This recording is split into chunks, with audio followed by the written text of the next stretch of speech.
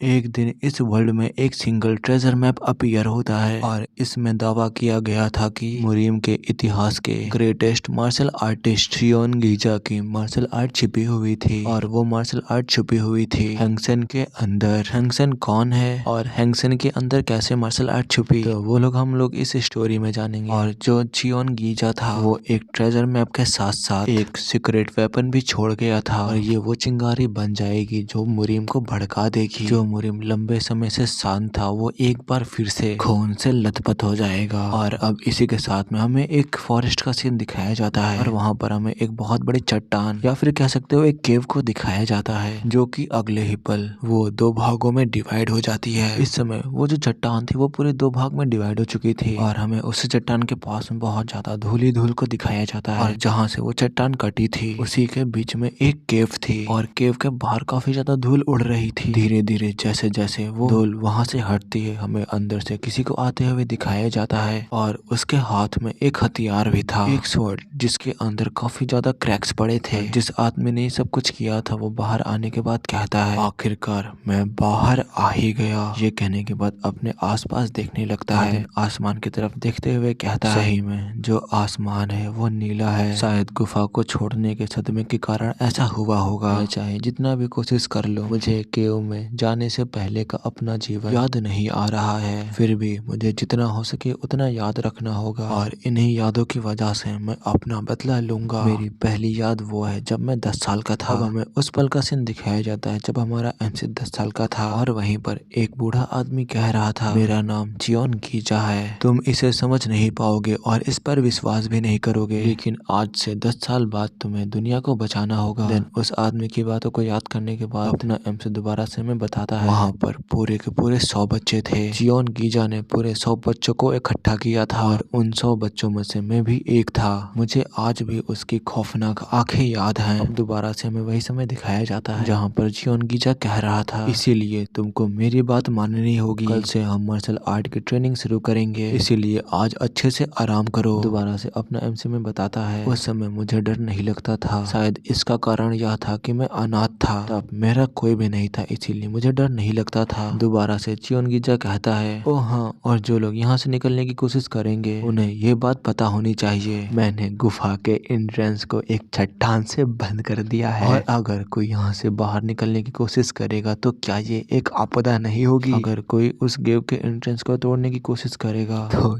ये एक डिजास्टर से बिल्कुल भी कम नहीं होगा। और उसी समय से ऑर्डियल नामक मार्शल आर्ट की ट्रेनिंग शुरू होती है। खाने से लेकर सोने तक हर चीज पर कड़ी निगरानी रखी जाती थी। हम अपने दम पर कुछ नहीं कर सकते थे। हमने जो पहली मार्शल आर्ट सीखी थी वो थी सांस लेने का तरीका जिसे कहते थे the try energy art. Try energy art में हम लोग यूज करते थे हेवन, अर्थ और इंसानों की शक्तियों को। इन तीनों की एनर्जीज का हम इस्तेमाल करते थे। फिर उसके बाद हमें स्वॉर्ड चलाना सीखना था और उस स्वॉर्ड टेक्निक का नाम था the try energy sword art. और फिर उसके बाद अगली टेक्निक जिसमें कि हम लोग सीखे थे शरीर को कैसे हिलाया जाता है जिसे कहते थे द ट्राई एनर्जी स्ट्राइड। दूसरे शब्दों में कहे तो हमें जियोन गीजा के अंडर में सब कुछ सीखना पड़ता था जिसमें यह भी शामिल था कि हमें कैसे चलना चाहिए। शायद लगभग 3 साल बीत जाने के बाद जियोन गीजा ने हमें फिर से कॉल किया था और उस समय उसने बताया था कि मैंने तुम सबको जो मार्शल आर्ट सिखाई है वो मार्शल आर्ट मार्शल गॉड के लेवल तक पहुंचने की मार्शल आर्ट है। तुम लोग इस मार्शल आर्ट की मदद से मार्शल गॉड के रियल में तक पहुंच सकते हो और तुम्हें बचे हुए 7 सालों के दौरान तुम में से हर एक व्यक्ति उन मार्शल आर्ट को पूरा करेगा। तुम सभी को वो दरवाजा खोल के अंदर जाना होगा। दुनिया को खतरे में डालने वाली डिजास्टर को रोकने के लिए तुम सबको कड़ी ट्रेनिंग लेनी होगी, बिना किसी रोक टोक के ट्रेनिंग लो। और उस टाइम वो सभी लोग अंदर की ओर जाने लगे थे और हमारा एमसी भी वहाँ पर अंदर पहुंच चुका था और उस पल को याद करते हुए हमें बताता है अब मुझे पूरा यकीन है उस भयानक जगह में हमें जीवित रहने के लिए जो रीजन था वो सब कुछ जियोन गीजा की वजह से ही था। जैसे उसने कहा था हमने केव के अंदरूनी हिस्से में बार बार अभ्यास किया, बार बार ट्रेनिंग की और जो गुफा को भरने वाला जो कोहरा था वो वास्तव में एक ट्रुथ कंडेंस एनर्जी थी और उसी वजह से हमारी मार्शल आर्ट दिन ब दिन बढ़ती गई। लेकिन फिर बाद में वो एनर्जी इतनी ज्यादा डेंस होने लगी कि खुद स्पेस भी विकृत होने लगा। वहाँ पर वो सभी लोग अजीब अजीब मॉन्स्टर से लड़ाई करते, वो सारे मॉन्स्टर राक्षस डेमन उनको मारने के लिए आगे बढ़ते और जो वो नर्क का दरवाजा था वो हर दिन खुलने लगा। वहाँ का हर एक दिन काफी ज्यादा भयानक था, काफी ज्यादा डरावना था। हमें यहाँ जीने और मरने तक लड़ाई करनी थी। हालांकि जियोन गीजा ने जो हमें मार्शल आर्ट सिखाई, जैसे कि कहते हैं try energy art, try energy sword art और जो द ट्राई एनर्जी स्ट्राइड, उस कंडेंस कोहरे वाली गुफा में इन तीनों मार्शल आर्ट का काफी ज्यादा इम्प्रूवमेंट हुआ था उस केव में ट्रेनिंग करने की वजह से। और फिर भी मेरे अलावा यहाँ कोई भी नहीं बच पाया। और फिर अगले पल हमें एक लड़के को दिखाया जाता है जो कि किसी से कहता है योंगवो तुम्हें जीना होगा। और इस लड़की की हालत इस समय काफी ज्यादा बुरी थी। और यहीं से हमें हमारे प्रोटैगनिस्ट का नाम मालूम चलता है, हमारे एमसी का नाम। तो अभी से हम लोग इसे वांगबो कहेंगे। देन ये सब कुछ सोचने के बाद हमारा योंगबो भी कहता है हाँ सही है, वो लोग भी मुझे इसी नाम से बुलाते थे, डैन योंगवो। और अब इसी के साथ में यहीं पे सीन कट होता है। अब हमें एक सिटी का सीन दिखाया जाता है और इसी सिटी में हमें क्लाउड पवेलियन का सीन दिखाया जाता है जहाँ पर बहुत ज्यादा भीड़ थी और सभी लोग वहाँ पर आराम से बैठ करके खाना खा रहे होते हैं। और वहीं पर हमारा योंगबो भी आ चुका होता है और उसी रेस्टोरेंट में एक लड़की भी बैठी होती है जिसने योंगबो को आते हुए देख लिया था। और अब हमें इस लड़की के बारे में बताया जाता है, इसका नाम जो सियोल योन हैनन है जो कि जो क्लैन के पैट्रियार्च की डॉटर है। और इस समय वो योंगबो को आता हुआ देख रही थी। और देन वैसे ही वो अपने एमसी को देखते हुए अपने साथियों से कहती है जरा देखो, जरा उस इंसान को देखो, वो बिना म्यान वाली तलवार लिए घूम रहा है। और वैसे ही हमें उसके स्वॉर्ड को भी दिखाया जाता है जिसे अपना योंगबो ऐसे ही लगाए हुए था। और उस लड़की के बगल में जो बैठा हुआ था हमें उसके बारे में बताया जाता है, उसका नाम जो इन हैनान है और ये जो क्लैन पैट्रियार्च का सन है। तो अब से हम लोग इसे इन कहेंगे। तो इन भी अपने योन को देखते हुए कहता है वो स्वॉर्ड काफी ज्यादा एक्सेप्शनल दिख रही है। अब दोबारा से यहीं पे सीन कट होता है। इस समय हमारे एमसी के सामने खाना आ चुका था। अपना योन भी बस उस खाने को ध्यान से देखता जा रहा था और उस खाने को देखते हुए अपने मन में कहता है मुझे नहीं पता कि मुझे ठीक से खाना खाए हुए कितना समय हो गया है। और अपने मन में ये कहते हुए दो चॉपस्टिक के साथ में खाना खाने लगता है और खाते हुए वैसे ही कहता है ये ऐसा लग रहा है जैसे कि सब कुछ पिघल रहा है। और अपने एमसी को ऐसे खाना खाते हुए देखते हुए जब कुछ लोग पाते तो वो लोग भी कहते हैं यहाँ पर भी एक बाउल ले आओ और इधर भी एक बाउल ले आना। और ये सब कुछ सियोल भी एक जगह बैठ करके देख रही थी और देखते हुए कहती है क्यों, आखिरकार ये इंसान लगातार मेरी अटेंशन को क्यों खींच रहा है। इस समय अपने हियोन के पास वहाँ का सर्वेंट आ चुका था और हियोन उस सर्वेंट से कहता है काफी ज्यादा डिलीशियस था। और वो सर्वेंट भी कहता है कि आपने अपने मील को एंजॉय किया। ये कहने के बाद हंसते हुए एमसी को देखने लगता है और दोबारा से कहता है सर वैसे आपके 5 युआन हुए। एमसी कहता है क्या तुम पैसे मांग रहे हो? हाँ तुमने सही कहा, मैं तो उसके बारे में भूल ही गया था, मैं समझ गया ये पैसों का मामला था। वो सर्वेंट भी हंसते हुए कहता है सर ये एक समस्या है, अगर आपने खाना खा लिया है तो आपको इसके लिए पे भी करना होगा। योंग कहता है मेरे पास एक भी रुपया नहीं है। वो सर्वेंट कहता है ओह तुम तो हद से ज्यादा साहसी हो, अगर तुम्हारे पास पैसा नहीं है तो फिर तुम्हारे कमर पर जो बांधी हुई तलवार है वो मुझे सौंप दो।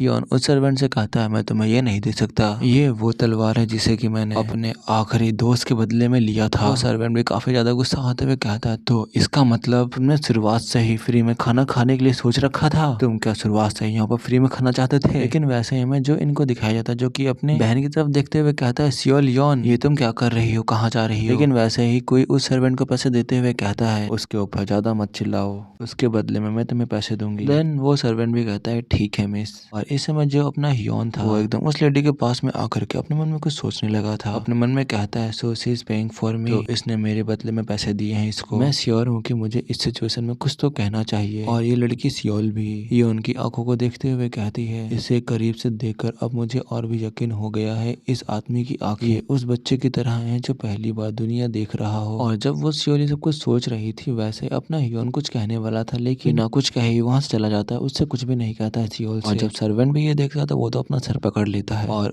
हियोन को जाता हुआ देखते हुए सियोल कहती है ऐसा लगता है कि वो कुछ कहने की कोशिश कर रहा था। और वहाँ पर जितने आदमी थे वो लोग बस अपने एमसी को ही देखे जा रहे थे और कह रहे थे क्या वो ऐसे ही यहाँ से चला गया, इसने तो पैसों के बदले थैंक यू भी नहीं बोला। देन सियोल का भाई भी आते हुए अपनी बहन से कहता है एक वेगाबॉन्ड के अंदर ग्रेटिट्यूड का बिल्कुल भी सेंस नहीं होता है। लेकिन सियोल अपने भाई से कहती है मुझे लगता है कि सचमुच उसके पास पैसे नहीं थे। जो इन कहता है और अभी यह समाप्त नहीं हुआ है, उसके अंदर इनर एनर्जी का भी कोई एहसास नहीं दिख रहा था। सियोल कहती लेकिन जो उसकी स्वर्ड थी वो काफी ज्यादा अमेजिंग थी। लेकिन वैसे ही उस लड़की को कुछ याद आ जाता है और वैसे ही कहती है इसे देखते ही कोई भी बता सकता है कि ये एक कारीगर द्वारा बनाई गई तलवार है, लेकिन बिना म्यान के घूमना उसे मुसीबत में भी फंसा सकता है, मुझे अभी उसके पीछे जाना चाहिए, मैं उसे ऐसे ही नहीं छोड़ सकती, उसे सही में एक म्यान की जरूरत है। अब दोबारा हमें हियोन का सीन दिखाया जाता है जो कि आगे बढ़ते हुए अपने आप से कहता है, जब से उसने मेरे मील के लिए पे किया है, मुझे कम से कम उसे थैंक्स बोलना चाहिए था। और इसी के साथ में ये चैप्टर यहीं पे खत्म हो जाता है। स्टार्टिंग में हमें क्लाउड पवेलियन का सीन दिखाया जाता है। वहाँ पर बहुत सारे लोग बैठे हुए थे, बहुत सारे मार्शल आर्टिस्ट बैठे हुए थे और खड़े हुए थे। वहाँ पर कोई कह रहा था कि जो मुरिम एलायंस का इन्फ्लुएंस है वो वास्तव में काफी ज्यादा अच्छा है, काफी ज्यादा इनक्रेडिबल है, और जो ये पूरी जगह है वो पैक्ड है मुरिम एलायंस वॉरियर्स के साथ में। और ये कोई और नहीं जो सियोली बोल रही थी, जो कि डॉटर है जो क्लैन हेड की। देन ये कहने के बाद उसका भाई जोइन भी कहता है, हाँ सही में ये काफी ज्यादा इनक्रेडिबल है, और मैंने तो कभी सोचा भी नहीं था कि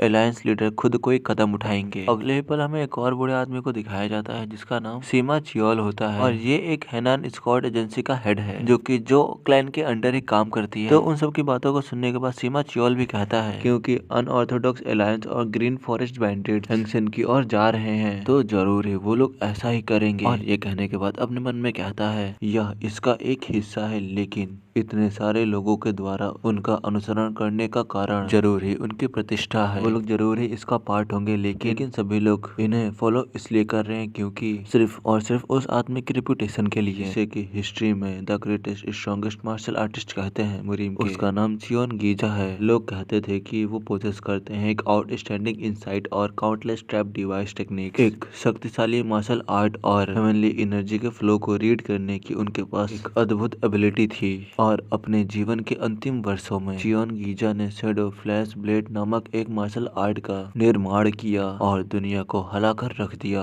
और वो आदमी ट्रैप डिवाइसेस का भी यूज करता था एक यूनिक वे में। चियोन गीजा ने अपनी मार्शल आर्ट एक घुमक्कड़ को सिखाई थी, एक वेगा बॉन्ड को सिखाई थी, और उन्होंने इस गुमनाम मामूली वेगा बॉन्ड को सिर्फ 3 सालों में एक मार्शल मास्टर में बदल दिया। बेशक उस मार्शल आर्टिस्ट को मुरीम का पब्लिक एनिमी घोषित कर दिया गया और फिर उसकी दुखद मृत्यु हुई, लेकिन इस घटना ने चियोन गीजा की और भी ज्यादा अधिक ध्यान आकर्षित किया। और फिर उसके बाद से कई सारे मुरीम ग्रुप्स उसकी तलाश में निकल पड़े, लेकिन वो बिना किसी निशान के गायब हो गया। और फिर उसके बाद जो क्लैन के हेड ने डिस्कवर किया एक ट्रेजर मैप जो कंटेन करता था चियोन गीजा की मार्शल आर्ट और इसीलिए ये नेचुरल है कि पूरा इंटायर मुरीम वर्ल्ड इसे पाना चाहता है। और ये सारी बात अपने मन में सोचने के बाद सियोल और जो इनसे बताता है, क्योंकि मैं जो क्लैन के हेड के रिक्वेस्ट पर आपके साथ आ रहा हूँ, इसीलिए कोई बड़ी घटना नहीं होनी चाहिए, लेकिन फिर भी हमें विशेष रूप से सतर्क रहना होगा। और क्या आप लोग भी इस बात को समझ पा रहे हैं? और कुछ समय चीजें ऐसी भी हो जाती हैं इस वर्ल्ड में जिसे कि कोई भी प्रिडिक्ट नहीं कर सकता। और अब जो इन होता है, जो सियोल का भाई होता है, वो अपनी बहन से कह रहा होता है तुम कह रही हो कि तुम उस वेगा बॉन्ड को फॉलो करने जा रही हो, लेकिन मैं इसके अगेंस्ट में हूँ। उसका तुमसे कोई भी लेना देना नहीं है, ना ही तो उसमें मैनर्स है और ना ही तो डिसेंसी है। हमारी काइंडनेस उसके ऊपर वेस्ट हो गई। दोबारा से उसकी बहन कहती है लेकिन, और जब जो सियोल कुछ कहने जा रही थी, लेकिन वैसे ही चियोन भी कहता है मैं भी एग्री करता हूँ, इसमें ग्रुप से अलग होकर इधर उधर भटकना बेहद खतरनाक है, और इसके अलावा क्या अलायंस लीडर भी यहाँ जल्दी नहीं आ रहे हैं? ये सारी बातें सुनने के बाद जो सियोल होती है वो नीचे की साइड देखने लगती है, नीचे देखते हुए ही कहती है ठीक है, मैं आप दोनों की इच्छाओं का पालन करूंगी। और इसी के साथ में यहीं पे सीन कट होता है। अब हमें दोबारा से हियोंग का सीन दिखाया जाता है, जो कि स्ट्रीट्स में इधर उधर टहल रहा होता है, और वो इस समय मार्केट में होता है जहाँ पर लोग सामान बेच रहे होते हैं और खरीद रहे होते हैं। कुछ लोग लोगों को एंटरटेन करके भी पैसा कमा रहे होते हैं। और ये सब कुछ देखने के बाद एमसी भी कहता है सब कुछ कितना ज्यादा पीसफुल है। और देन वैसे ही एक साइड की ओर देखने लगता है, यहाँ पर एक लड़की की मदर अपने बेटे को कुछ खरीद कर देती है। इस टाइम हियोंग ये सब कुछ चीजें देख रहा होता है, और फिर उस समय को याद करता है जब इसके साथी कह रहे थे हियोंग हमें इस जगह से बाहर निकलना ही होगा, चाहे कुछ भी क्यों ना हो जाए। जब हम लोग यहाँ से एक बार निकल जाएंगे तो हम लोग वो करेंगे जो हम लोगों ने कभी भी नहीं किया, वो हर एक चीज करेंगे। समय हियोंग ने भी कहा था हाँ हम लोग सब कुछ करेंगे। उसका साथी दोबारा से कहता है और इसके अलावा मुझे एक और चीज प्रॉमिस करो। हियोंग कहता है वो कौन सी चीज है? उसका दोस्त हियोंग को बताता है अगर हम बाहर निकल गए तो तुम्हें मेरे घर जरूर आना होगा और मेरे पिता को मेरे बारे में बता देना। अब हमें हियोंग के दोस्त का नाम भी बताया जाता है, जिसका नाम एके सेजी है। एके की बात सुनने के बाद हियोंग भी कहता है बाहर जाओ और उन्हें खुद बताओ जाके। एके भी कहता है हाँ हाँ हाँ हाँ ठीक है, मैं उन्हें खुद ही बताऊंगा। तो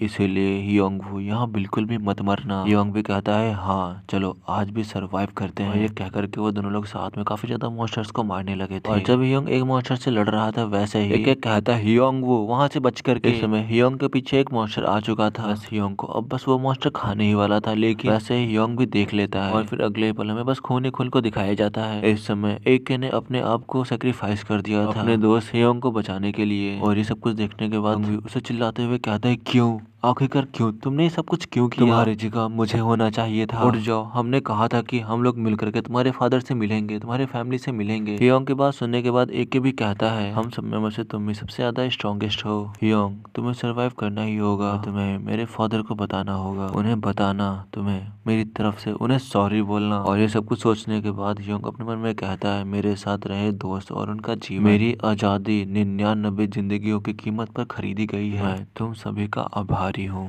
मैं तुम सबसे प्रॉमिस करता हूँ मैं चियोन कीचा से ये कर्ज जरूर वसूलूंगा। और इस समय जो हियोंग था वो एक जगह चलते चलते आ चुका था और एक जगह पर रुक चुका था। अपने सामने एक दरवाजे की ओर देखते हुए कहता है मैं बिना किसी एम के इधर उधर घूम रहा हूँ और मैं फिर से यहीं वापस आ गया। और जब वो दरवाजे को खोलता है तो वो अंदर उसी लड़की को पाता है जिसने पहले हियोंग की मदद की थी। और उस लड़की को देखते हुए कहता है ये लड़की अभी भी यही है। और अब मैं इस बात को सोच रहा हूँ कि मैंने उसे थैंक्स क्यों नहीं बोला। इस समय अंदर से आवाज ये आ रही थी कि हम हैंसेंग के पास जाएंगे फिर आगे गांव में रुकेंगे। क्या तुम सभी लोग समझ गए? इन सारी बातों को अपने एमसी ने भी सुना था। तो अब हमें बहुत सारे वॉरियर्स को दिखाया जाता है। वहीं पर क्विक कह रहा था कि अगर हम लोग बिना रेस्ट किए ट्रैवल करेंगे तो हमारे लिए सिर्फ एक दिन ही इनफ है। जल्दी जल्दी अब मूव करो। और देन वैसे ही वो लोग भी भागते हुए कहते हैं ठीक है सर। और यहाँ पर जो कुछ भी हो रहा था ये सब कुछ होता हुआ अपना हियोंग भी देख रहा था और वो लड़की भी उनमें में से एक है, वो भी उनके साथ जा रही थी। ये सब कुछ देखते हुए अपना हियोंग कहता है ये लड़की भी इनके साथ जा रही है। वैसे आखिरकार ये लोग जा कहाँ रहे हैं? और ये कहते ही हियोंग भी शायद इनके पीछे चला जाता है। दोबारा से यहीं पे सीन कट होता है। इस समय वो सभी लोग एक जंगल के पास पहुंच चुके थे, एक जंगल के बीच में। उनमें से कोई कहता है सबसे पहले हम लोग हैंसेंग के एंट्रेंस पे रेस्ट करेंगे। और उन सबको देखते हुए अपना एमसी भी कहता है क्या ये लोग वहाँ जा रहे हैं जहाँ से मैं बाहर निकला हूँ? और उनके पीछे चल रहा ग्रुप भी डायरेक्शन की ओर आगे बढ़ रहा है। आखिरकार ये सभी लोग खोज क्या रहे हैं? और अब हमें इसी के साथ में वहाँ पर दो लोगों को दिखाया जाता है। जिस आदमी के हाथों में स्वॉर्ड होती है वो वाला आदमी कहता है आखिरकार किसने सोचा था कि जो अनऑर्थोडॉक्स अलायंस और जो ग्रीन फॉरेस्ट बैंडिट्स होंगे वो लोग अचानक से एक डिफरेंट चाल चल देंगे। मुझे चिंता हो रही है, ऐसे समय हमेशा खतरनाक होते हैं। ये सुनने के बाद सामने वाला आदमी भी कहता है हाँ हमने सुना है कि वो ऐसे गोल की ओर बढ़ रहे हैं जो हमारे गोल से बिल्कुल विपरीत है, जो हमारे गोल से एकदम अपोजिट है। अलायंस लीडर सब कुछ ठीक है, अब इतना ज्यादा मत सोचिए। और अब हमें इस आदमी के बारे में बताया जाता है इसका नाम जाइगन जंग चियोन है और ये मुरिम अलायंस का एडवाइजर है। हमें मुरिम अलायंस के लीडर को भी दिखाया जाता है जिसका नाम डोगोकू वॉन है। तो अब से हम लोग इसे वॉन बोलेंगे। तो सेक लीडर वॉन भी कहता है क्या ऐसा है शायद मेरे इंस्टिंक्ट्स अब कमजोर हो गए हैं। लेकिन वैसे ही हमें हमारी हीरोइन सियोल को भी दिखाया जाता है जो कि एक साइड देख रही होती है और अपने सियोल के पीछे एक लड़का सियोल को देख करके शर्मा रहा होता है। और देन सियोल के पास आते हुए कहता है लेडी जो आपको देखने से ऐसा लग रहा है कि आपने बहुत ज्यादा ही हार्ड टाइम पास किया है और अगर हम लोग रेस्ट करें तो कैसा रहेगा। और अब हमें इस लड़के के बारे में बताया जाता है इसका नाम चियोल योंग है और ये मुरिम अलायंस का rising dragon corps voice corps का लीडर है। चियोल योन दोबारा सियोल से कहता है मैं अलायंस लीडर से बात करूंगा। लेकिन वैसे ही वहाँ पर जोइन आते हुए उस आदमी से कहता है नहीं सब कुछ ठीक है, मैं इसका ख्याल रख लूंगा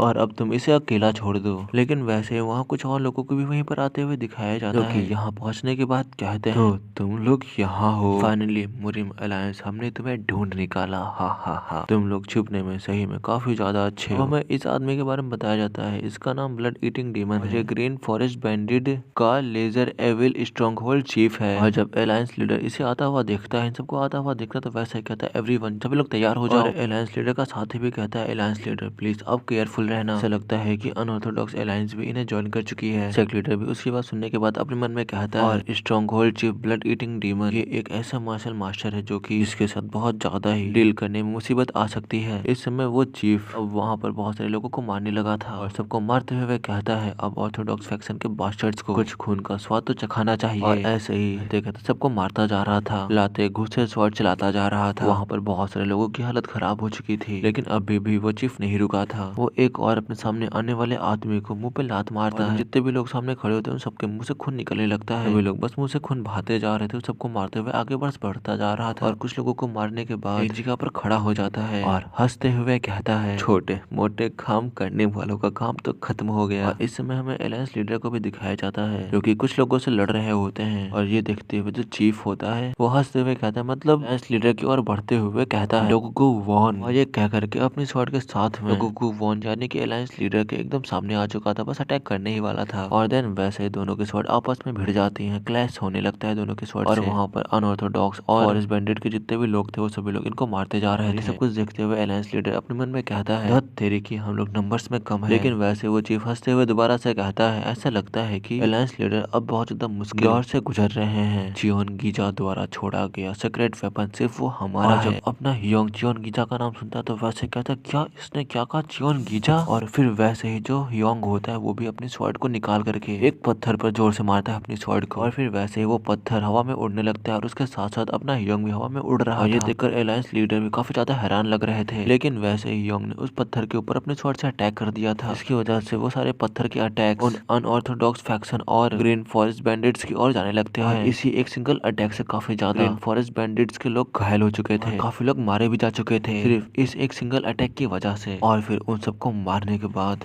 चियोन अलायंस लीडर के सामने आराम से लैंड हो चुका था, जिसे भी अलायंस लीडर भी घबराहट के साथ में देख रहा था। अलायंस लीडर और जो सियोल थी वो बस आंखों को खोल करके बस सामने की ओर देखती ही जा रही थी, और जो अलायंस लीडर के लोग थे ये सब कुछ देखकर काफी ज्यादा खुश लग रहे थे। लेकिन वैसे ही हियोंग कहता है मुझे बताओ कि चियोन गीजा कहाँ पर है, और जब अलायंस लीडर ये बात सुनता है तो अपने मन में कहता है आखिरकार ये लड़का कहाँ से आया, यहाँ तक कि मैं भी इसके प्रेजेंस को सेंस नहीं कर पाया। जब अलायंस लीडर ये सब कुछ सोचा था, लेकिन वैसे ही पीछे से एक और आदमी कहता है मैं तुम्हारी हेल्प को अप्रिशिएट करता हूँ, लेकिन आखिरकार तुम यहाँ पर उसके तलाश में क्यों हो। जो चियोन गीजा है वो पहले ही मर चुका है, वो 10 साल पहले ही मर गया। और इसी के साथ ये वाला एपिसोड भी यहीं पे खत्म होता है।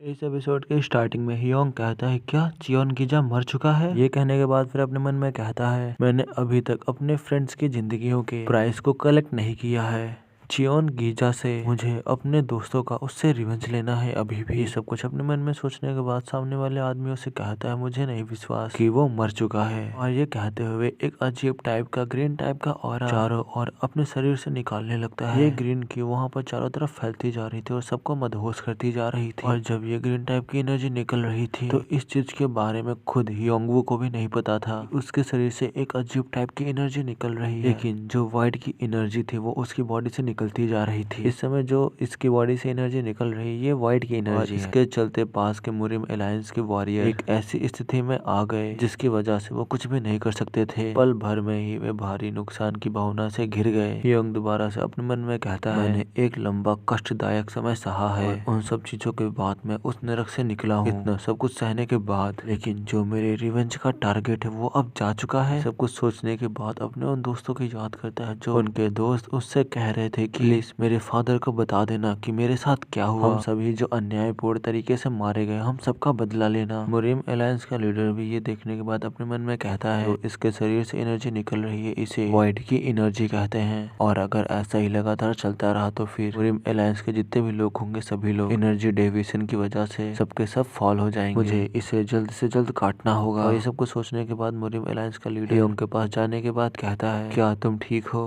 और जब वो इस आदमी की बात सुनता तो वैसे ही जो सियोल की तरफ देखने लगता है और देखते हुए कहता है ये लड़की, मैंने इस लड़की का पीछा किया जिसने मुझ पर दया दिखाई और मैं यहाँ आया। दयालुता, जी हाँ दयालुता और काइंडनेस को याद करते करते वैसे ही वो अपने दोस्तों को भी याद करने लगता है कैसे उसके दोस्त भी उसके लिए कितने ज्यादा काइंड थे। एक दोस्त ने अपनी एक स्वॉर्ड को हियोंग को दे दिया था और कह रहा था मेरी स्वॉर्ड को तुम ले लो हियोंग। दूसरा साथी भी कहता है हियोंग तुम्हें जीना होगा। और ये सब कुछ सोचने के बाद दोबारा से अपने मन में कहता है अगर यहाँ बाहर निकला हूँ तो उस सब के पीछे जो रीजन वो सब मेरे दोस्तों की काइंडनेस की वजह से ही है। और अब जो चियोन गीजा है वो जा चुका है और अब मैं अपना रिवेंज भी नहीं ले सकता, लेकिन अब मुझे क्या करना चाहिए। और दिन आसमान की ओर देखते हुए एक लंबी सी सांस छोड़ते हुए कहता है तो अब क्या मुझे उसे ढूंढने के लिए जाना चाहिए। अब वहाँ पर हमें कुछ लोगों को दिखाया जाता है, उनमें में से एक आदमी कहता है आखिरकार जस्ट अभी हुआ क्या था, और जो इंटेंस फीलिंग थी हेल्पलेसनेस की वो जा चुकी है। वो लोग भी कहते हैं क्या तुम्हें भी ऐसा फील हुआ। अलायंस लीडर भी ये देखने के बाद अपने मन में कहते हैं जो व्हाइट की एनर्जी थी वो रुक चुकी है। ये एक ऐसी चीज है जिससे अनुभवी मार्शल आर्टिस्ट भी बहुत मुश्किल से बच पाते हैं। आखिरकार ये लड़का है तो है कौन। और जब हियोंग आसमान को देखते हुए अपने सारे दोस्तों की याद कर रहा था वैसे ही हियोंग से कहता है और ये लड़की कोई और नहीं सियोल होती है। सियोल हियोंग से कहती है क्या तुम किसी को ढूंढ रहे हो। वैसे अंकल इस पर्सन ने हमारी मदद की है, हम कम से कम तब तक साथ ट्रेवल नहीं कर सकते जब तक उसे वह व्यक्ति ना मिल जाए जिसकी उसे तलाश है। देन उसका अंकल भी कुछ सोचने लगता है और फिर एक साइड की तरफ देखते हुए अपने मन में कहता है उसकी मदद करने के सुझाव को ठुकराना मुश्किल है क्योंकि उसने भी हमारी मदद की थी, लेकिन मुरिम अलायंस के वॉरियर लगभग वॉइड की एनर्जी से समा ही गए थे। क्या अलायंस लीडर सचमुच इसकी अनुमति देंगे। इस समय मुरिम अलायंस लीडर अपने मन में कहता है इसने तुरंत ही ग्रीन फॉरेस्ट बैंडेड और अनऑर्थोडॉक्स अलायंस को तुरंत ही कट कर दिया। तो इसीलिए बहुत ज्यादा ही डेंजरस है और हमारे मौजूदा नुकसानों को देखते हुए इसे जाने देने से बेहतर इसे अपने करीब रखना है। और ये सब कुछ सोचने के बाद मुरिम अलायंस लीडर कहता है इसके लिए अप्रूव करता हूँ। सियोला का अंकल कहता है क्या तुम स्क्वाड एजेंसी के लिए काम करना चाहोगे? वहाँ के कुछ लड़के भी कहते हैं एनन स्क्वाड एजेंसी में काम करना ये एक काफी ज्यादा बड़ा ऑफर है। हियोंग कहता है मैं इसके लिए पूरी तरीके से श्योर नहीं हूँ। सियोल का भाई यानी कि जो इन कहता है जो द हैनन स्क्वाड एजेंसी है वो कोई ऐसी वैसी ऑर्डिनरी प्लेस नहीं है, यहाँ कोई भी ऐसे ही वर्क कर सके। और अब तुम मुझे ये मत बताना कि तुम इसे रिफ्यूज कर रहे हो। हियोंग कहता है मैं तुम्हारे जवाब का आंसर देना चाहता हूँ लेकिन मुझे नहीं पता कि स्क्वाड एजेंसी क्या होती है। ये सुनने के बाद सबके फेस ही बन जाते हैं। सियोल उससे कहती है चलो कोई बात नहीं, मैं तुम्हें एक्सप्लेन करूंगी। तो एक स्क्वाड एजेंसी एक ऐसी जगह होती है जो क्लाइंट के सामानों को प्रोटेक्ट करती है और उन्हें सुरक्षित जगह पर लेकर जाती है। सियोल का अंकल ये सब कुछ देखने के बाद अपने मन में कहता है मैं तो इस टाइम पर बिल्कुल भी श्योर नहीं हूँ जो हम लोग इस समय अभी कर रहे हैं ये एक राइट चॉइस है भी या नहीं। वहाँ पर 2 और लड़कों को दिखाया जाता है, उनमें मुझसे एक लड़का दांतों को पीसते हुए कहता है आखिरकार ये हो क्या रहा है, आखिरकार ये देहाती आदमी अचानक से कहाँ से आ गया। इस लड़के के बगल वाला आदमी कहता है लेकिन जो स्वॉर्ड उसके पास है। और जब पीछे वाला आदमी ये बात सुनता है तो वो भी कहता है चियोल योन क्या तुमने भी फील कर लिया जो उस स्वॉर्ड से क्लीन इंटेंट निकल रहा है। इसी से हम लोग पता लगा सकते हैं कि ये एक कोई ऑर्डिनरी ऑब्जेक्ट नहीं है, ये एक साधारण सी स्वॉर्ड नहीं है। आखिर उस तरह की कारीगरी वाली तलवार एक देहाती की कमर पर कैसे पहुंच गई। उसके बगल वाला आदमी भी कहता है हाँ तुम सही कह रहे हो, उस स्वॉर्ड को एक वर्दी ऑनर चाहिए, उस तलवार को एक मयान से ज्यादा एक ट्रू मास्टर की जरूरत है। लेकिन अभी हम लोग इस स्वॉर्ड को नहीं ले सकते, इस समय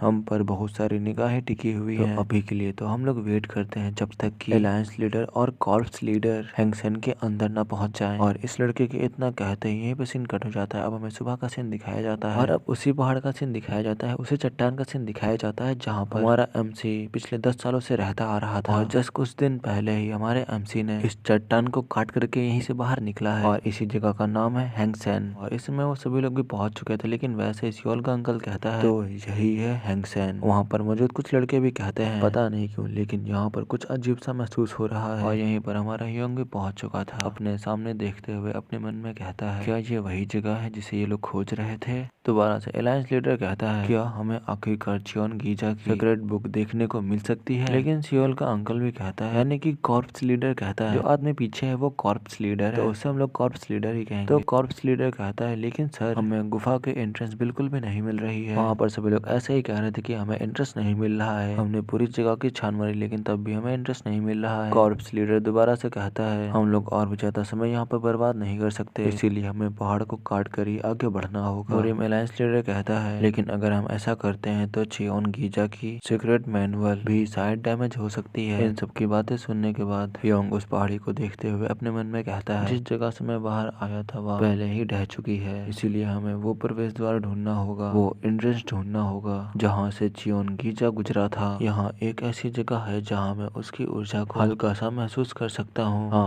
वो रही वो जगह। वो प्लेस देखने के बाद हियोंग उसी की ओर काफी ज्यादा तेजी से भागने लगता है और इस समय सभी लोग बस हियोंग को ही देखते जा रहे थे। हियोंग चढ़ करके अभी एक जगह पर आ चुका था और वहाँ चढ़ने के बाद कहता है जो एंट्रेंस है वो यहाँ पर है। ये देख करके जो अलायंस लीडर और जो कॉर्प्स लीडर थे वो दोनों लोग ही हैरान हो चुके थे। क्या तुम्हें यहाँ का रास्ता पता था? हियोंग उन्हें बताता है ये जगह वो जगह है जहाँ पर मैं पहले रहा करता था। सियोल उसकी बात सुनने के बाद कहती है क्या इस जगह में? लेकिन जो पीछे वाला लड़का था वो तो हमारे एमसी की बात सुनने के बाद हंस रहा था और कहता है हाँ मुझे लगता है कि यही उससे उम्मीद थी, वो ऐसी ही जगह में रहने के लायक है। वो इन पहाड़ों में जंगली जानवरों की तरह रहता था, इतने फटे हालत में होने के बावजूद। इसमें कोई हैरानी की बात नहीं है कि वो बिना मयान के तलवार को रखता है। अलायंस लीडर भी उस एंट्रेंस देखने के बाद कहता है ये खोज मेरे द्वारा adviser rising dragon corps leader के द्वारा की जाएगी और जितने लोग बाहर बचेंगे वो यहाँ की रक्षा करेंगे। देन वो लोग भी कहते हैं ठीक है सर। और अलायंस के लीडर हियोंग से कहता है मैं हमेशा आपका आभारी बना रहूंगा, धन्यवाद। लेकिन हियोंग कहता है इसके अंदर वैसे कुछ भी नहीं है। फिर ये कहने के बाद अपने मन में कहता है यहाँ पर जो सिर्फ है वो है मेमोरीज ऑफ डेथ,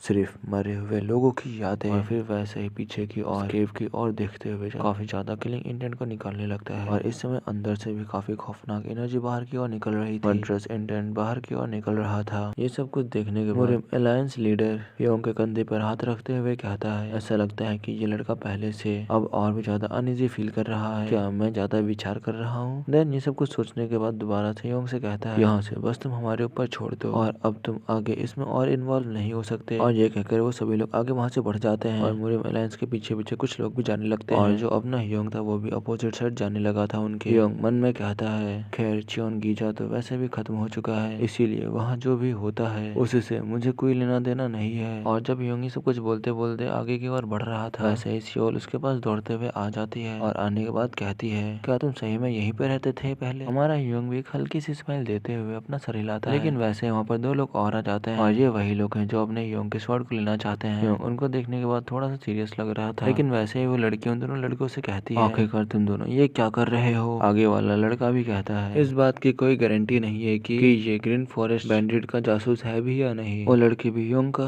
बचाते हुए कहती है, आखिरकार तुम किस बारे में बात कर रहे हो? हम लोगों ने अपनी आंखों से देखा है कि इस आदमी ने हमें ग्रीन फॉरेस्ट बैंडिट से बचाया है। वो लड़का सियोल की बात सुनने के बाद कहता है, और क्या तुम्हें ये एक नाटक लग रहा है जिसे उन्होंने ग्रीन फॉरेस्ट बैंडिट के साथ मिलकर मंचित किया है? अगर ये सचमुच निर्देश है तो दूसरा लड़का भी कहता है, उस स्वर्ड को ले लो और बस अपने पास रखो। और दिन वो लड़का भी उस स्वर्ड को ध्यान से देखते हुए कहता है, इसे करीब से देखने पर ये और भी ज्यादा साफ हो जाता है। अगर कोई इंसान इसे पहली बार देखता है तो वो सिर्फ एक बेकार सी तलवार लगती है और इससे निकलने वाली मनसा यानी कि इतना ज्यादा डेंजरस किलिंग इंटेंट मैंने कभी भी नहीं देखा इससे पहले। सही में ये स्वर्ड काफी ज्यादा यूनिक है। उन सब की बातें सुनने के बाद यो उनसे कहता है, तुम कह रहे हो कि मैं ये अपनी स्वर्ड तुम्हें दे दूं? वो लड़का भी हंसते हुए कहता है, अगर तुम समझ चुके हो तो फिर वो स्वर्ड अब मुझे शांति से दे दो। लेकिन अपना योंग उसे बताता है, ये स्वर्ड मुझे मेरे मरे हुए दोस्त ने सौंपी थी, इसीलिए मुझे नहीं लगता कि मैं मरने तक इसे किसी और को दे पाऊंगा। और योंग इतना कहते ही यहीं पर अगला एपिसोड खत्म हो जाता है। इसके न्यू एपिसोड को स्टार्ट करने से पहले चैनल को सब्सक्राइब कर दो और 200 कमेंट जरूर करा देना और 500 लाइक। तो जल्दी जल्दी लाइक कमेंट शेयर कराते रहो, जल्दी जल्दी इसके एपिसोड्स आया करेंगे।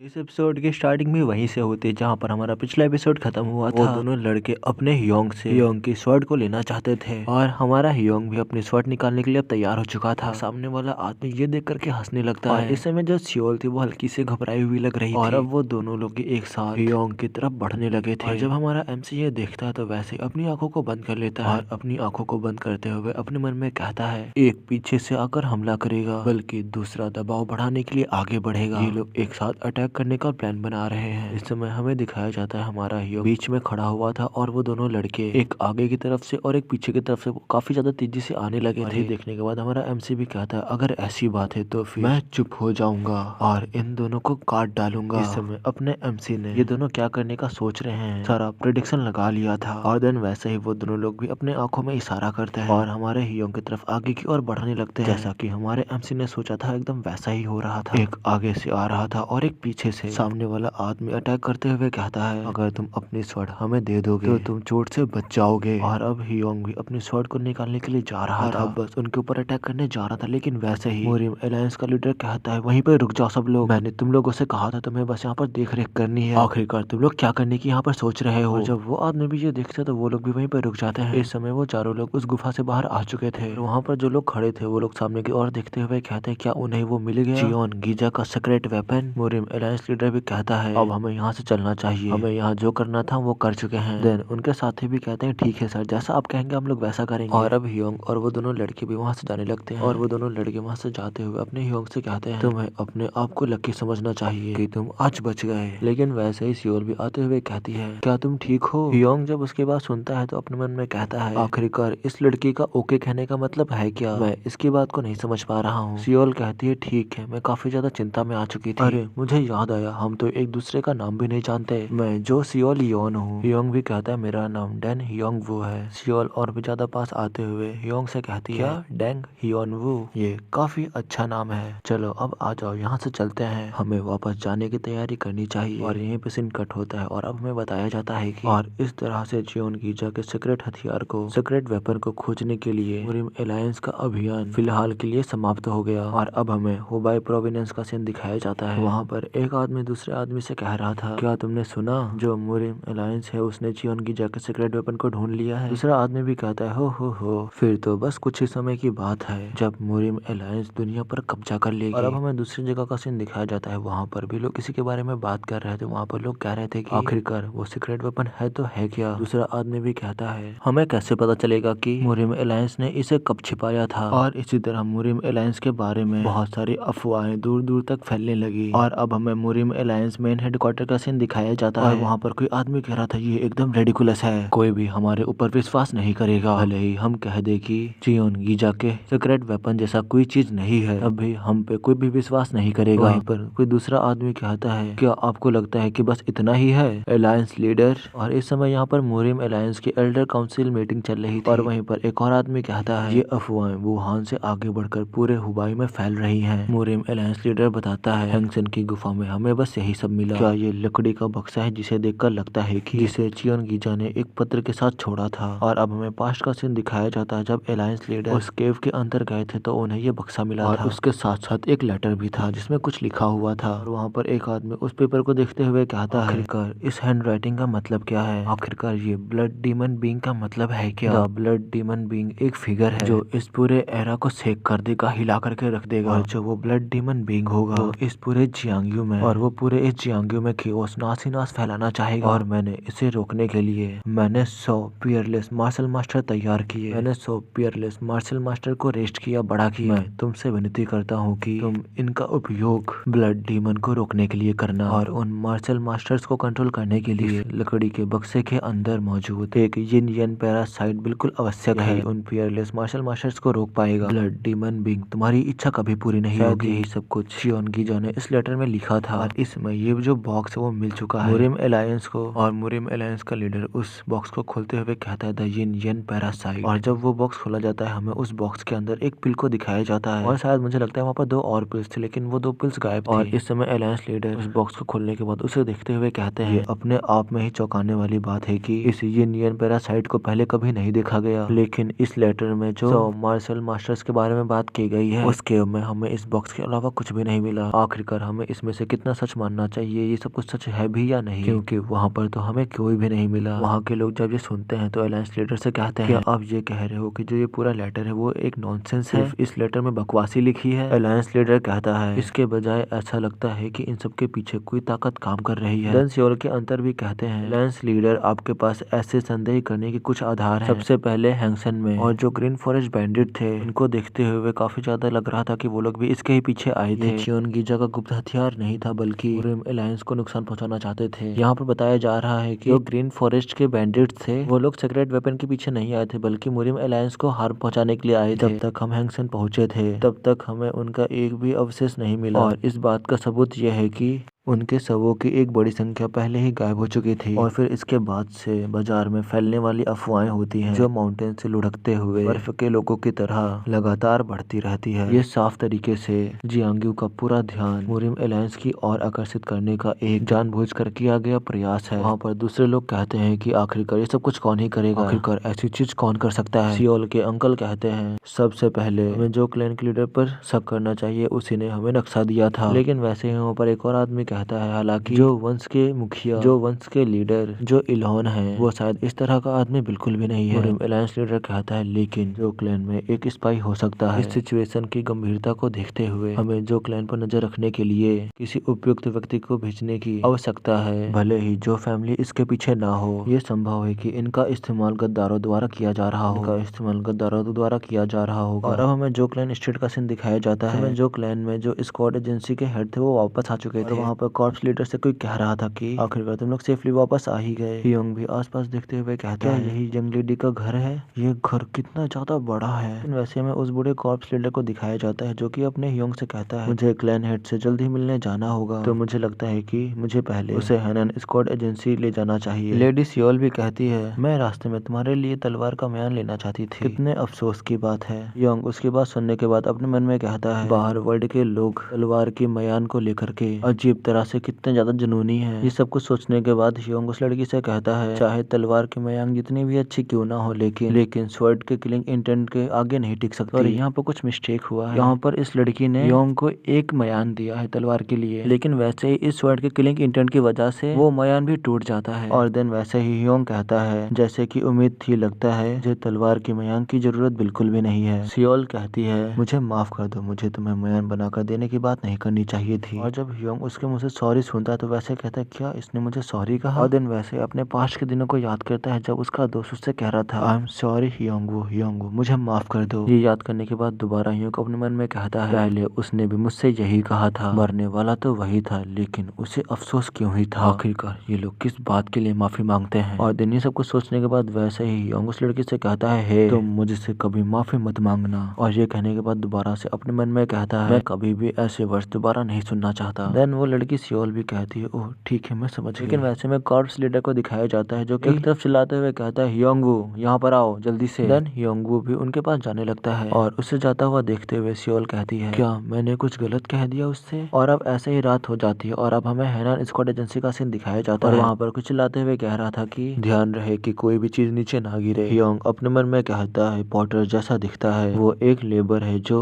स्क्वाड एजेंसी के लिए सामान को धोता है। ये लोग पॉटर के जैसे दिख रहे हैं। लेकिन वैसे ही कॉर्प्स लीडर चिल्लाते हुए कहते हैं, जोंग चिल, मैं यहाँ पर एक न्यू पॉटर को लाया हूँ, तुम इसका ख्याल रखना और इसको अच्छे से ट्रेन करना। वहाँ पर हमें एक आदमी को भी दिखाया जाता है जो वहाँ पर आ चुका था और वैसे ही कहता है, ठीक है, ये एक न्यू भी है। जोंग चिल दोबारा से कहता है, ठीक है एजेंसी लीडर, इसे आप मेरे भरोसे छोड़ सकते हो। इसका नाम जोंग चिल है, ये एक पोर्टर है। ये सब कुछ कहने के बाद कॉर्प्स लीडर अपने मन में कहते हैं, ये लड़का थोड़ा बदतमीज है, वैसे कुछ भी नहीं होना चाहिए, क्या मैं सही कह रहा हूँ? ये सब कुछ सोचने के बाद ह्योंग की तरफ आते हुए ह्योंग से कहता है, ह्योंग वो इससे अच्छी तरीके से सीखना। तो फिर ठीक है, गुड लक, अपना अच्छे से ख्याल रखना। वैसे में जोंग चिल को दिखाया जाता है जो कि हंसते हुए कहता है, तुम एक न्यूबी हो जिसे एजेंसी हेड यहाँ पर लेकर आए हैं, मैं कोई भी अपवाद नहीं करूंगा, मैं कोई भी एक्सेप्शन नहीं करूंगा, सब्र जरूर लेना चाहिए, क्या आपको ऐसा नहीं लगता? और वहाँ पर एक आदमी और इसकी ये बातें सुनते हुए कहता है, हे भगवान, ये आदमी फिर से यही हरकत कर रहा है। दोबारा से जंग चिल कहता है, वैसे तुम्हारा नाम क्या है? ह्योंग बताता है, मेरा नाम डेंग ह्योंगवू है। दोबारा से ये आदमी कहता है, क्या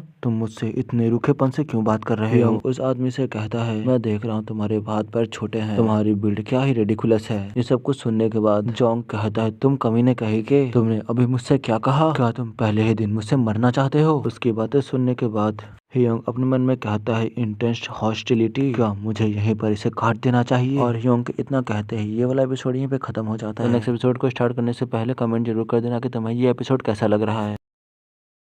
इस एपिसोड के स्टार्टिंग में वो पॉर्टर ह्योंग से कहता है, जस्ट अभी तुमने क्या कहा? क्या तुम पहले ही दिन में मरना चाहते हो? ह्योंग जब उसकी बात सुनता है तो अपने मन में कहता है, ये काफी ज्यादा हॉस्टिलिटी दिखा रहा है, क्या मुझे इसे काट डालना चाहिए? और ये कह करके अपने स्वॉर्ड पे हाथ रख लिया था, काफी ज्यादा इंटेंस ऑरा निकालने लगा था। और जब वो पॉर्टर ह्योंग के पास स्वॉर्ड दिखता है तो वैसे ही अपने दांतों को पीसते हुए कहता है, इस हरामी के पास तो स्वॉर्ड भी है। देन ये सोचने के बाद उससे कहता है, आखिरकार एक कुली कब से तलवार को लेकर घूमने लगा, इसे अभी की अभी मुझे वापस कर दो। ह्योंग कहता है, मैं इसे तुम्हें नहीं दूंगा। और ये कह करके हल्का हल्का किलिंग इंटेंट निकालने लगता है। और जब वो आदमी ये देखता है तो वैसे ही कहता है, आखिरकार इस आदमी को हो क्या रहा है? ये तो अपने शरीर से किलिंग इंटेंट निकाल रहा है। ये सब कुछ महसूस करने के बाद वैसे ही वहाँ से जाते हुए कहता है, आज बहुत ज्यादा लेट हो रहा है तो हमें यहीं पे रुक जाना चाहिए। और ये कहते हुए यहाँ से भाग जाता है। ह्योंग उसको देखते हुए अपने मन में कहता है, इस तलवार को पाने की चाह रखने वालों की संख्या असामान्य रूप से अधिक है।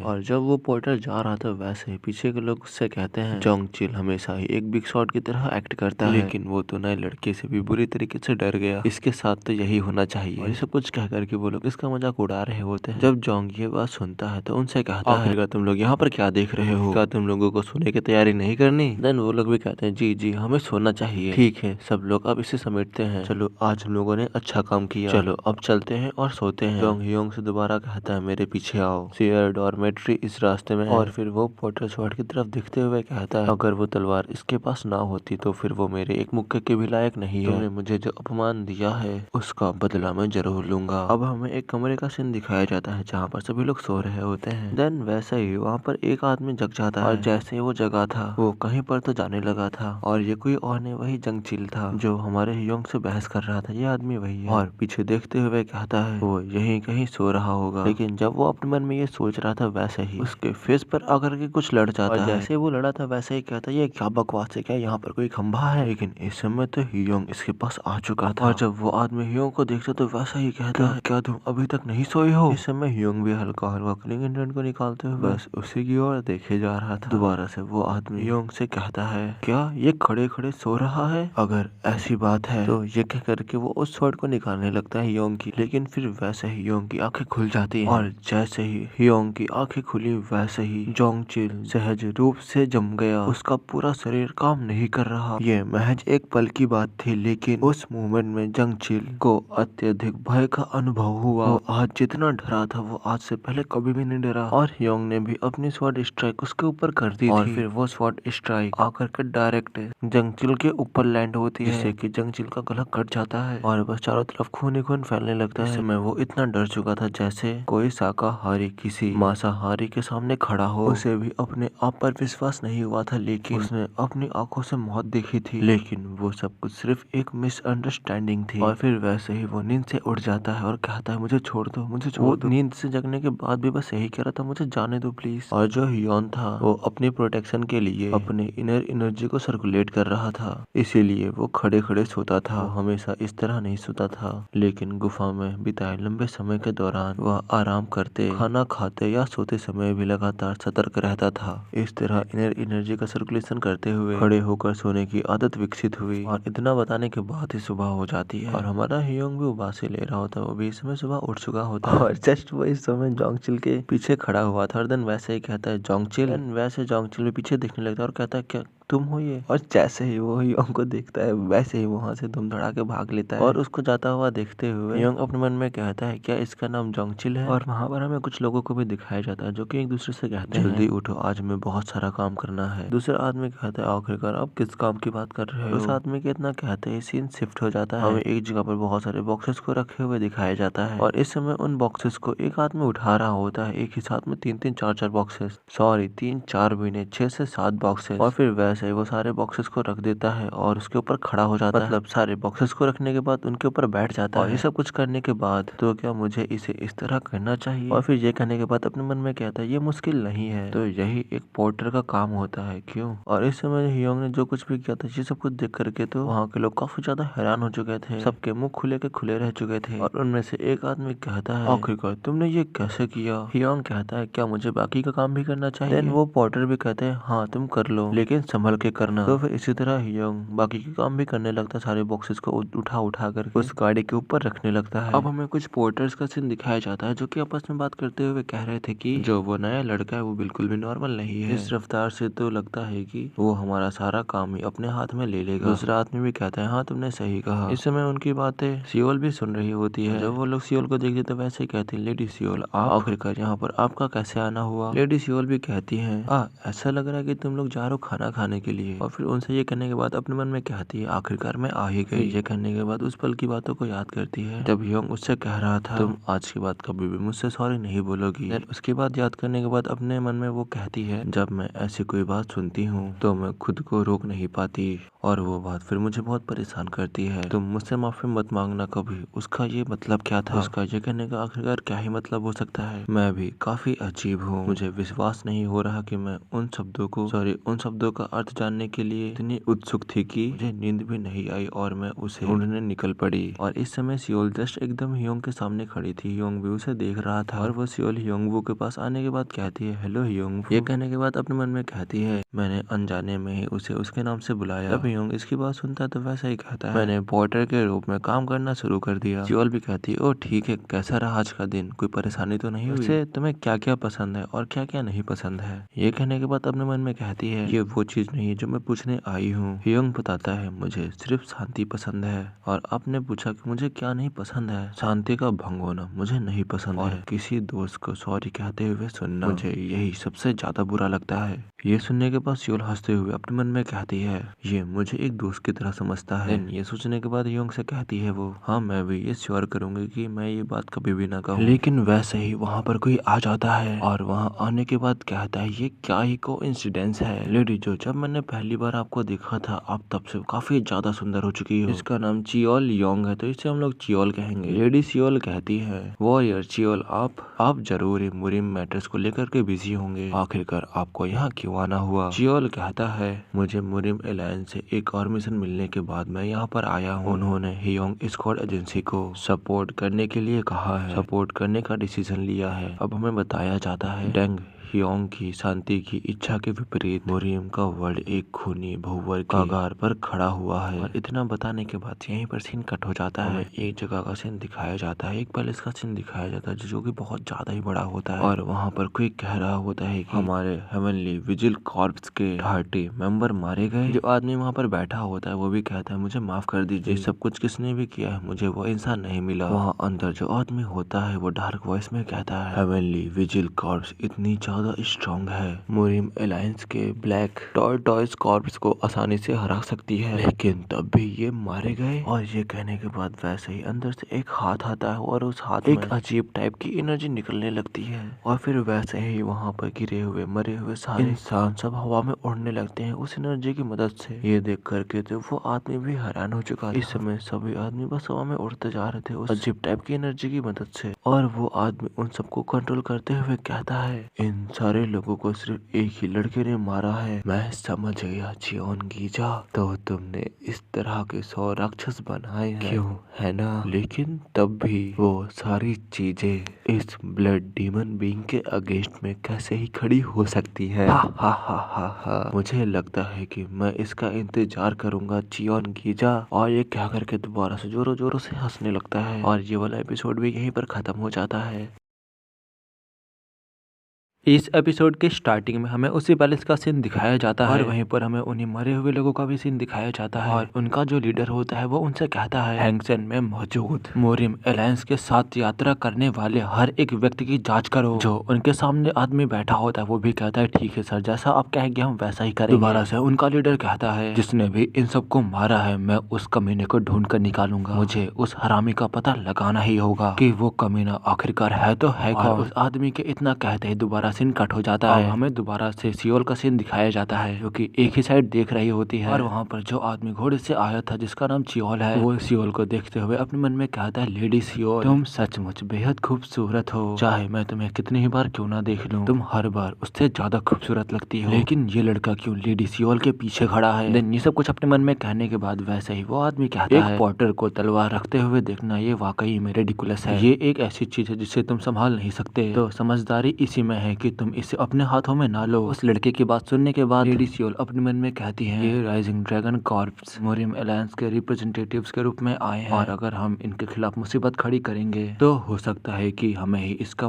खामियाजा भुगतना पड़े। ये सब कुछ सोचने के बाद लेडी सियोल हियोंग से कहती है हियोंग तुम इसे अपने ऊपर मत हावी होने देना। और जब वो लड़का चियोल लेडी सियोल को उसका नाम लेते हुए देखता तब तो भड़क जाता है और भड़कते हुए कहता है ये तो पहले से ही एक दूसरे को नाम से बुलाने लगे हैं। और उसके बगल में जो लड़की खड़ी होती है वो जब ये सब कुछ सुनती है तो वैसे ही अपने मन में कहती है क्या अलायंस लीडर के आदेश देते ही आप लेडी जो सियोल की वजह से दौड़कर आए थे। हमें इस लड़की के बारे में बताया जाता है इसका नाम मेरी योंग है, ये चियोल की यंगर सिस्टर है। लेकिन वैसे ही वहाँ पर एक और आदमी आ जाता है ब्लू ड्रेस पहने हुए और वो वहाँ आने के बाद कहता है क्या तुम डेन हियोंग वो हो। योंग भी कहता है हाँ ये नाम मेरा है डेन हियोंग वो। देन जो लड़का आया था वो भी ग्रेड करते हुए कहता है लेडी सियोल भी यहीं पर है। देन वैसे ही फिर ग्रेड करता है लेडी सियोल को। अब हमें इस लड़के के बारे में बताया जाता है इसका नाम हियोंग पियो है और ये स्कॉट वॉरियर है हिनन स्कॉट एजेंसी का। वैसे ही फिर ग्रेड करते हुए वो कहता है मुझे स्कॉट एजेंसी के लीडर के आदेश पर इस स्कॉट मिशन में शामिल होने वाले नए पोर्टर को ट्रेन करने का काम सौंपा गया है। लेडी सियोल कहती है लेकिन इसने तो अभी अभी सिर्फ काम शुरू किया और अब ये स्कॉट मिशन पर जा रहा है। ये सब कुछ सुनने के बाद चियोल भी कहता है लेडी जो सबसे पहले तो पोर्टर का काम एक स्कॉट मिशन के दौरान यात्रा करना होता है। ये कहने के बाद फिर वैसे ही मन में कहता है भाई हो रहा अच्छा है, अब मुझे उस कमीने के रास्ते में आए बिना ही अब मैं लेडी सियोल के ज्यादा करीब जा सकता हूँ। देन वैसे हियोंग भी कहता है क्या एक स्कॉट मिशन, वैसे मुझे नहीं पता कि इसका मतलब क्या होता है लेकिन जो भी हो मैं तुम्हें ये स्वॉर्ड तो बिल्कुल ना देने वाला। सामने वाला आदमी कहता है क्या तुम्हारी तलवार, ठीक है मैं उससे नहीं लूंगा, अब तुम मेरे साथ आओ। ये सब कुछ कहने के बाद अपने मन में कहता है ये सोचकर ही मुझे हैरानी होती है कि शुरू से ही मुझसे बदतमीजी से बात कर रहा है। जब चियोल ये बात सुनता है तो वो हंसते हुए कहता है वैसे आप किस बात पर समय बर्बाद कर रहे हैं, तुम्हारा अनुभवी स्कॉट वॉरियर तुम्हारा इंतजार कर रहा है। उसके बगल वाला आदमी भी कहता है अरे बाप रे अरे अगर इसके लिए तुम्हें नौकरी से निकाल दिया गया तो क्या होगा। सियोल की यंगर सिस्टर भी कहती है, मुझे लगता है कि वॉइस कॉर्प्स लीडर भी बचकाना व्यवहार कर सकते हैं, लेकिन ये लड़का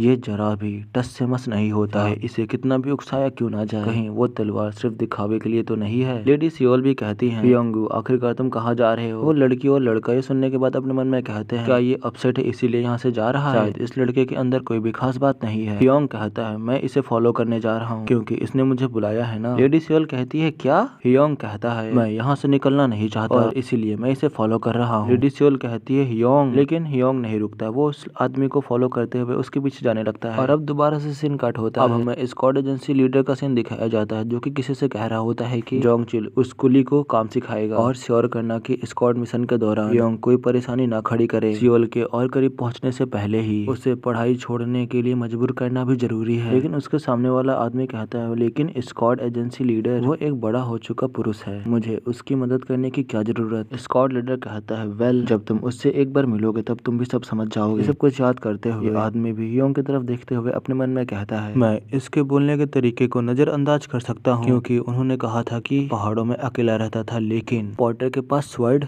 देन ये सब कुछ अपने मन में सोचने के बाद वो आदमी योंग से कहता है, वैसे क्या तुमने कभी स्वर्ड्समैनशिप सीखी है, क्या कभी स्वर्ड्समैनशिप की ट्रेनिंग की है। योंग बताता है उसे, the try energy sword art, मैंने ये टेक्निक सीखी है। ये सुनने के बाद वो आदमी अपने मन में कहता है, तो ये एक बिगिनर है जो ट्रेनिंग कर रहा है क्योंकि वो एक स्क्वाड वॉरियर बनने का सपना देखता है। और ये सब कुछ सोचने के बाद दोबारा से योंग से कहता है, हालांकि tri energy sword art martial art की फाउंडेशन है, लेकिन रियल फाइट में से बेहतर काम करने वाली कई चीजें हैं। कहते ही वो भी अपने स्वॉर्ड को निकालने लगता है। इस समय योंग भी उसकी तरफ देख रहा था। स्वॉर्ड निकालने के बाद वो आदमी योंग से कहता है, चलो तुम मुझे अपनी ट्राई एनर्जी स्वॉर्ड आर्ट की स्किल्स दिखाओ। जब योंग उसकी बात सुनता है तो वो उससे कहता है, तुम मुझसे ये कह रहे हो कि तुम मुझे मारने जा रहे हो। जब वो लड़का सुनता है ये बात वो कहता है, व्हाट, किल यू, मैं तुम्हें मारना नहीं चाहता। मेरा कहने का मतलब ये है कि हम लोग एक दूसरे से फाइट करके ऐसे फ्रेंडली फाइट करके बस एक दूसरे की स्किल्स को देखना चाहते हैं। अच्छा, एक फ्रेंडली डुएल। ये सब कुछ कहने के बाद योंग उससे कहता है, मैं तुम्हें बता दूं, मैं तुमसे ऊपर हूँ। जब वो लड़का ये बात सुनता है तो कहता है, व्हाट, आखिरकार ये कह क्या रहा है। फिर वैसे ही जोरों जोरों से हंसने लगता है। आखिरकार हम दोनों कैसे ही सेम हो सकते हैं। मैंने अपनी पूरी लाइफ बस ट्रेनिंग की है और बल्कि तुमने तो सिर्फ अभी स्वॉर्ड उठाई है, लेकिन तब भी मैं तुम्हारे कॉन्फिडेंस को पसंद करता हूँ और अब मैं तुम्हें दिखाने वाला हूँ कि तुम भी स्ट्रॉन्गर कैसे बन सकते हो। और जब वो बात ये कह रहा था, ही जो अपना योंग होता है वो अपने एक हाथ को आगे करके कुछ नापने लगता है। अपने हाथ को आगे करते हुए कहता है, क्या मुझे इसे थोड़ा और घुमाना चाहिए। जब वो आदमी ये देखता है तो वैसे ही कहता है, आखिरकार अब तुम कर क्या रहे हो। योंग कहता है, ये मेरा पहली बार है जब मैं अपने स्वॉर्ड के साथ किसी को मार नहीं रहा हूँ, इसीलिए मुझे कैलकुलेट करने की जरूरत है कि तुम मेरे एक भी वार से मारे ना जाओ। ये कहने के बाद अपने हाथ से इधर उधर नापने लगता है और फिर उससे कहता है, चलो ठीक है, अब सब कुछ हो चुका है, अब मैं तुम्हें नहीं मारूंगा, अब सब कैलकुलेट कर लिया है। अभी यहाँ पर जो कुछ भी हुआ था ये सब कुछ देखने के बाद सामने वाला आदमी कहता है, क्या ये वही है जिसके बारे में स्क्वाड एजेंसी हेड मुझे बता रहे थे। चलो तो फिर ठीक है। और ये कहते हुए योंग की तरफ आगे बढ़ने लगता है और अब अपने योंग ने भी अपने स्वॉर्ड पे हाथ रख लिया था और उस आदमी की तरफ देखते हुए अपने मन में कहता है, ये हैं उन हमलों के दायरे जो लगातार होंगे। और अब उस आदमी ने अपने स्वॉर्ड से अटैक कर दिया था योंग के ऊपर। योंग चौकन्ना होते हुए उसकी तरफ देखते हुए कहता है अपने मन में, इसे जान से ना मारने के लिए मुझे अपने सामने जो भी है उस पर हमला करना होगा। और अब योंग भी ये कह करके उसकी तरफ अटैक करने के लिए आगे बढ़ जाता है और वो भी अपने स्वॉर्ड से साथ स्ट्राइक कर देता है। वैसे ही एक आसमान से बहुत ज्यादा ही लाइटनिंग कलर की एनर्जी अनलिस्ट होती है और वो सीधा आकर के उन दोनों के बीच में लैंड हो जाती है। इस वाले अटैक से काफी ज्यादा लाइटनिंग निकल रही थी। अगर ये लाइटनिंग उस आदमी के ऊपर पड़ती उसका तो नामो निशान मिट चुका होता। इस अटैक से तो वो आदमी बहुत ज्यादा ही घबरा चुका था, उसके स्वॉर्ड भी उसके हाथ से छूट चुकी थी, तो इस समय सदमे में लग रहा था। फिर वैसे ही वो आदमी हवा में उठने लगता है और फिर धड़ाम से जमीन पे गिरता है। योंग भी इस अटैक को करने के बाद कहता है, ये है मेरी ट्राई एनर्जी स्वॉर्ड आर्ट। और अब दोबारा से हमें उसी आदमी का सीन दिखाया जाता है जो अब धीरे धीरे अपनी आंखों को खोल रहा था और फिर वैसे अचानक से अपनी दोनों आंखें खोल देता है और इधर उधर देखते हुए कहता है, क्या बहुत दर्द हुआ। आखिरकार तुमने कौन सी ये मार्शल आर्ट यूज की थी। इस समय योंग जस्ट उसके सामने आकर के खड़ा हो चुका था। योंग उससे कहता है, the try energy sword art, ये टेक्निक जानी जाती है हेवनली थंडर के नाम से। वो लड़का भी बैठते हुए कहता है, भले ही तुम ऐसा कहो, मुझे ट्राई एनर्जी स्वॉर्ड आर्ट का अनुभव नहीं हुआ। भले ही तुम ये कह रहे हो कि ये ट्राई एनर्जी स्वॉर्ड आर्ट है, लेकिन इसे देखने से मुझे नहीं लगता कि ये ट्राई एनर्जी स्वॉर्ड आर्ट है। एकदम भी ट्राई एनर्जी स्वॉर्ड आर्ट की तरह फील नहीं होती। ये कहने के बाद अपने मन में कहता है, द हेवनली थंडर। हाँ, वो स्वॉर्ड एनर्जी ऐसी फील हो रही थी मानो जैसे कि थंडर आया हो। मैंने बिल्कुल भी नहीं सोचा था कि ये इंसान एक मार्शल मास्टर भी हो सकता है। क्या स्क्वाड एजेंसी हेड को ये पता है। योंग उससे कहता है, दोनों ही मामलों में, स्किल्स के मामले में मैं तुमसे बेहतर हूँ। वो आदमी भी लंबी सांस छोड़ते हुए कहता है, हा हा हा,